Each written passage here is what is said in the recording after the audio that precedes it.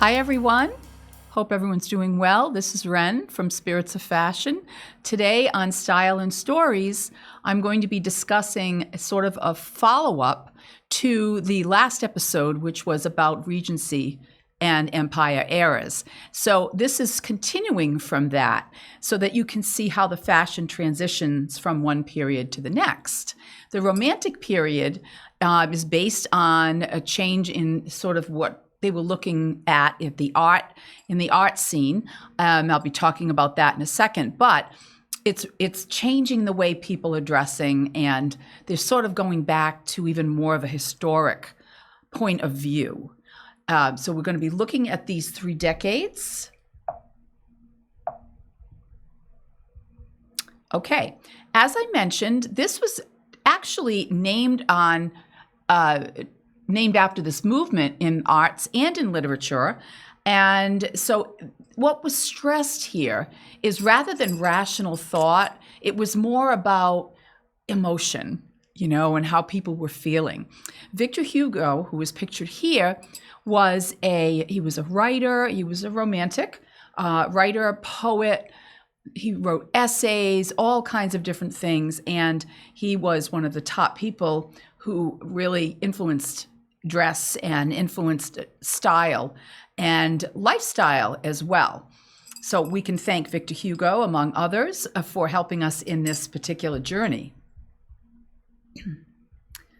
Okay, the other thing that came along during this time was really the first American fashion magazines, and they started to be published in the 1830s. Here you're seeing a Godey's Ladies book from 1834, and then on the right you see one from 1864. This publication, though, was different from magazines we see today, in that they didn't just have fashion and beauty, they also had how to run a household, household tips, probably recipes. They had stories, sometimes books in segments and installments, so to speak, so that women had sort of a full experience of keeping up with what was going on because of Godey's Ladies book. And of course, these were followed eventually by other magazines such as Harper's Bazaar and Vogue. The other thing in this period that was important in terms of dress and also culture was the development of photography in the 1840s. So in the 1840s, a gentleman named Louis Daguerre came up with this method to capture on film people's likenesses. Now, prior to this, it was difficult for anyone who couldn't afford a portrait to be painted for them to have any likeness taken. Once Mr. Daguerre came up with this daguerreotype, you could have images of your family or whatever you wanted, friends. Maybe special occasions would be really celebrated by getting a daguerreotype. For example, if a craftsman had finished, let's say he was a blacksmith and he had finished his 7-year stint as an apprentice, now he's a skilled laborer. I've seen daguerreotypes that look like that's just what they're celebrating. He looks to be about 21 years old and he's ready to go out and work for himself or work for others. So the daguerreotype really brought everybody forward in terms of having their likeness, which of course also meant that there was more fashion information from this period. So for ladies between 20 and 25, 1820 and 25, this is where you're seeing the empire silhouette change. You're seeing the waistline come down. So it's not going to be right under the breasts as it had been before this time period. And you see the skirt getting a little bit wider. And that is also being decorated at the bottom with frills, lace, whatever they wanted. As you can see in this image, the skirt getting wider was also adding some element of decoration, which we didn't see much in the prior period. Late 20s and into the 30s, the skirt not only became bigger, wider, but also a little shorter so that you could see the feet of the ladies. And, they were ballerinas during this time. Ballet was becoming quite big in terms of an art form more and more. And dancers such as Marie Taglioni were of this period, very ethereal. You see, when you see the shoes on these ladies in the images, they almost look like ballet slippers. So almost like the tutus that came about during that same time for these romantic era ballerinas. And you're also seeing a widening of the shoulders. So the collars are coming out towards the shoulders, as opposed to, just being a straight line up and down that we saw with the Empire period. So this emphasis on the shoulder and the sleeves, which you'll see shortly. On the right side, that particular hairstyle that was popular in the 1830s was called a la chinoise. So sort of a Chinese style hairdo. And you'll see another example of this when we look at women's hairstyles later. Okay, what did they wear underneath? Well, these are called drawers. Drawers were more common than ever. They were the most undergarment worn in this period before anything else was put on. You have to remember that people were wearing a lot of layers during this time. And, these layers helped protect them and, were modest, and they could be laundered. So linen garments, eventually cotton garments would be worn but could be washed. And that was what was closest to the skin. So they needed something like that because their regular clothing was much more difficult to keep clean. So this sort of was a barrier between them and their skin and the outside garments. As the skirts became bigger, and I get this question all the time, how did they go to the restroom? Well, the drawers could be open like this and split right through from the front to the back. So if a lady was lifting a wider skirt, she didn't really have to do much with the drawers. They were already there, ready and waiting for her to do what she needed to do. So it did make things a lot easier for her at that point. Some of them had these drawers, some of them had the closed drawers that you see here on the right. Okay, the next thing that came about after the drawers was the chemise, which looks like a nightgown to us, but this was over the drawers. So it would be on the upper body, the garment closest to the skin. So what'll happen after this is the corset is going to be the next piece.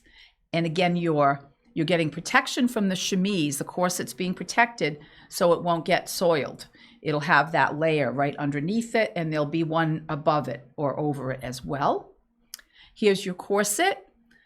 It's pretty easy to see here that the corset looks like a bra as well. It's because the way the corsets were cut, that was how the breasts of the women were supported. And so we're looking at that right here, but it does come in quite a bit at the waist because by the 1920s, the waist was important again. Whereas during the Empire period, the skirt of the dresses were much looser, not requiring that really tight corseting. And here's an example of a corset from this period. And it's definitely something that would structure the waist, but it's not as heavily corded or boned as we'll see in later periods. Above the corset will be a petticoat, which you can see here is getting wider as the decades progress. So 20s, it was a little bit wider than the Empire. 30s is getting even wider. And by the 40s, they did want a bigger skirt. And this piece, which just looks like a blouse to us, was called a corset cover. A corset cover was something that was another protective element for the corset. So because the corset, you've got your dress over this, to protect the dress from soiling, this corset cover would do the job of that. So plenty of layers. So just to repeat that, you've got your drawers, your chemise, corset, petticoat, corset cover before you even put your dress on. So it's really interesting to see how we would put up with that if we were still doing that nowadays. The sleeves that I showed you, the bigger sleeves from this period for ladies, which were called gigot sleeves, G-I-G-O-T, they needed some support. because they were very wide and balloon-like. So these sleeve pads would help keep the shape of those sleeves so they didn't droop on the lady's arm. The more wealth the lady had, the bigger the sleeves, because it just showed that because of her status, she did not need to do work. Because with those sleeves, it was anybody's guess when you could get anything done, because they pretty much were everywhere, you know, and to try to do something even like writing would be a challenge because the sleeves were so big. And then to make the skirts a little wider, around the waist would be tied sort of this like bustle. This isn't bustle period yet. That doesn't come till later. But this bustle effect, just making the skirt wider from the waist and out. And so in addition to the petticoats, you're also looking at this bustle pad that was stuffed. And that was able to give the shape to the outer dress. Remember that all silhouettes are dictated by what's underneath. So during these earlier periods, they needed all of these support garments to give that definite silhouette that was most in fashion at that time. As I mentioned, the ankles were shown and the feet because the skirt was not only wider, but higher, a little higher. And look at those sleeves. Those are the gigot sleeves I was talking about. And over that is a garment called a pelerine, which is like a cape. And it was decorative, but it also covered more of the open area of the shoulders if it's daytime. It was more, you know, you just want to make sure that you're covered there because it was more modest.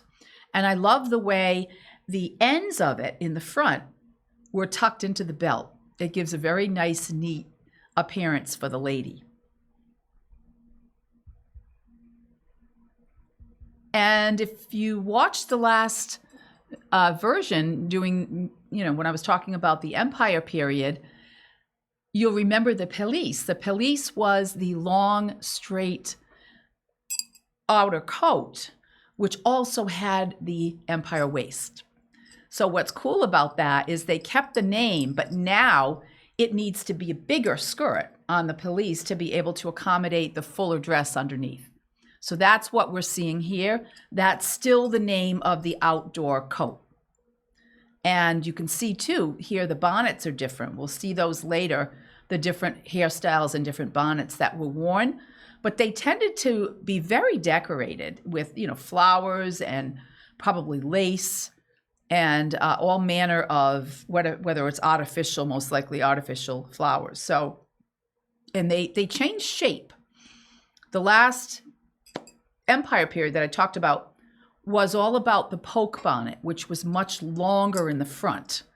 So, you know, there was a cartoon of a man trying to peek in to the gentleman's, he's trying to peek into the bonnet so that he could see his lady friend. And it was obviously an exaggeration, but the poke bonnet was long and came out in the front. These are much rounder and fit the head differently than the poke bonnet did. Frames the face more. By the 1840s for women, the silhouette changed again, and it's very clear, in my opinion, how much it changed. Not only are you seeing the dresses get longer, but they look heavier. And they almost look severe in many ways. The colors look darker. They just look like a heavier dress to carry around. Part of the reason for that was because in order to get the fullness in the skirt, they had to wear a number of petticoats. So layers of petticoats for these ladies in order to get this fullness in the skirt area. That's going to change, but that's for the next time when I talk about the crinoline period. The other thing is you see that the 30s with the big sleeve, that's going to change. If you look at when you look at the screen, the third girl from the left has what looks like a very tight arm, but then it sort of balloons to the elbow or from the elbow to the wrist. That is going to eventually evolve into the straight sleeves that you see on all of the other ladies here. By the 1840s, the sleeves were mostly straight.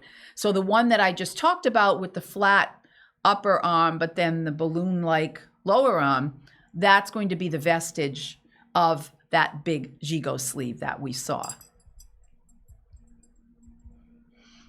So for ladies, we're looking at hats. Now, they give you the dates here, which I love because the turban, this is a turban from 1825. So earlier in the period, because remember when we came out of the Empire period, women were wearing such garments on their hair. If they didn't have their hair in an elaborate hairdo, they might be wearing a turban instead. 1825, they also were wearing good size hats, as you can see here in many cases. Here is the hairstyle a la chinoise that I talked about earlier. This is from 1830. The movie The Young Victoria, or Young Victoria, with Emily Blunt, that was a really good movie to see these styles because it was in her young years when she was just brought to the throne. She was brought to the throne in 1837. So her mother in the film is seen wearing this a la chinoise because she was older. So she probably started wearing it in 1830. And then, you know, by the late 30s, Victoria's wearing a younger style like you see on the far right, with the braids sort of going around the ear. So I read that it was her hairstylist, her private hairstylist, who came up with this hairdo and started letting Victoria wear that hairdo as her daily one. So it was an early, you know, sort of the early adopters of hair would have worn that, whereas the older people were still using the styles they had been used to. Okay, bonnets. This is just showing you a front and back view, 1834. And then as we get to the 40s, look at how it changed. It's flat on top and much rounder instead of having that oval shape you see from the 1834 version. And many times women would put lace over the bonnet, as you see here, almost like a veil. And then by 1848, again, I said it was round, and look how round that bonnet is as compared to what we saw earlier in the century. So complete changeover. And the hairstyles seem much simpler than they had been when we were looking at the a la chinoise and, of course, Victoria's type hairstyle as well. Lots of change. Accessories for ladies. There was the chatelaine, which you see here, which was usually attached to the lady's belt on her dress or skirt, and it would have implements hanging from it. So it might have sewing, you know, like you can see here, this little scissors, a thimble, there might be a little locket there, and, you know, anything she might need could be right there on her waist, attached to her waist. So that was a very useful piece of jewelry, but it was also decorative. The reticule I introduced in my last episode, where we talked about how after the French Revolution, skirts became so slim that they couldn't have pockets under the skirts anymore. The silhouette was just too narrow. So the actual reticule or pocketbook or handbag worn on the outside of the dress had made its appearance. And you're still seeing that now. And they became quite decorative, as you can see in these examples. Shoes and boots. Remember we talked about flats last time, or that the shoes were called straights. They didn't have a right and a left foot. Eventually, you're going to start to see a very small heel, but pretty much they're still quite flat. You could wear these sort of dancing slippers that we talked about before, and also boots for walking and, you know, casual occasions, daytime occasions. So boots, but still sort of very light slippers that look like ballet slippers and would continue during this period. Mittens, actually, they're gloves, but when they're in the no finger zone here on the right, you just see room for the thumb. And then you see sort of a long glove, but with no fingers. That's called a mitt. And you're going to be seeing those in various forms right through the Victorian period. And the gloves on the left look to me like riding gloves. Men, for the second half here. I love the men's fashion here. They sort of look like what the women are doing in a way, with the full skirts and the nipped in waist. So what the gentleman is wearing, the middle, he's got the child next to him. That gentleman is wearing a frock coat, probably with a waist seam and quite a full skirt. Not like the women, but it did have a little bit of fullness to it. But it was tight everywhere else. The gentleman on the right is wearing a riding coat that has sort of this gradual, graduation towards the back of it. And that was considered more of a riding coat. He even has top boots on, which I talked about last time, that have the two different colors, and they were usually used for riding. You can even see the spur at the heels. Again, frock coats, you see that one on the left here. He does have a nice nipped in waist, and the gentleman on the right is in a tailcoat. The tailcoat, as I mentioned before, in Empire period, was straight across in the front, but then had the tails right in the back. So it was like really kind of stark in the front, and then the back, you just see the tails. It was very good for riding as well, because the two tails allowed easy horseback riding. And we talked about that hairdo, that kind of funky hairdo that has the curls at the top. That would have fit right under the crown of the top hat, which was still being used as a day wear. It's not formal yet, not just for formal wear. And then they're wearing their pantaloons, which are becoming trousers. You can see that they have the stirrups underneath so that they don't ride up either in the boot that they might wear or with shoes. It keeps those pantaloons or trousers in place. And then here you're seeing a more, subdued, like we saw in the 1840s. Things are getting a little bit more somber than they had been, more color before that. The man in the middle has what they call a stovetop hat on. And he's quite dressed up. It must be cold weather at that point. And there was padding worn, at least for part of this period. The men look like they have a little bit wide at the chest or full at the chest area. There could be padding and even a little bit of corset work there to give them that desired silhouette of the smaller waist, sort of this like puffed out chest. And then frock coats were worn. You could be an outer coat as well. And then if it was more formal occasion, it would be cloaks like this gentleman is wearing here.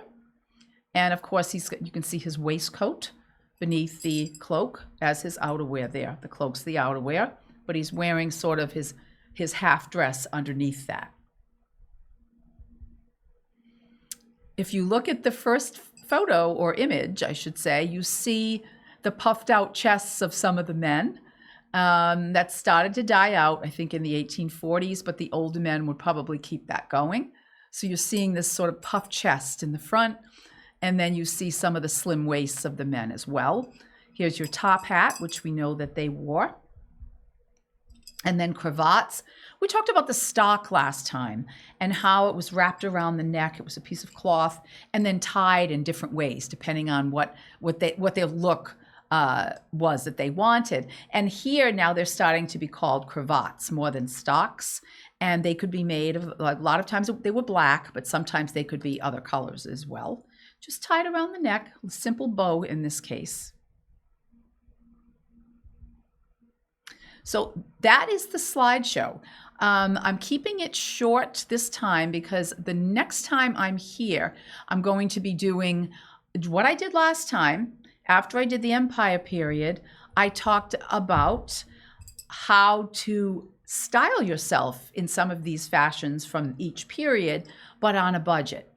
So I will be showing you how to do that. I'll bring in some of the pieces that I've collected over the years that sort of remind me of what you see in some of these images and how, maybe a big sleeve on a blouse or a coat that is very fitted. It could be a lady's coat, but you could imitate a men's look by having one of those tight fitting coats that looks like a frock coat, meaning it would have a little bit bigger skirt. You could think about ties and stocks that you could actually use that would look like the gentleman is wearing. You could even have, just sort of like a fold over scarf under a coat or a jacket that would sort of look like the cravats that you're seeing the men wearing here. So there are so many fun ways to be able to style these different versions of both the men and the women and still continue that feel of a certain era. So think about that between now and next time, and it'll be easy from then on to say, okay, now I got to think about the next period and how can I maybe go to a thrift store and find something that reminds me of that period, and then pick your favorite, and maybe start dressing a little bit more like that. If you feel like it, you might say, you'll probably get comments like, I never saw anything like that before on you. And well, I'm kind of looking back in time and imitating some of the fashions I think are really cool from that period. That's how it started for me way back when. So I hope you enjoyed this episode, and I will be back in a couple of weeks to move on to how to style the romantic period on a budget. Everyone have a great day. Bye.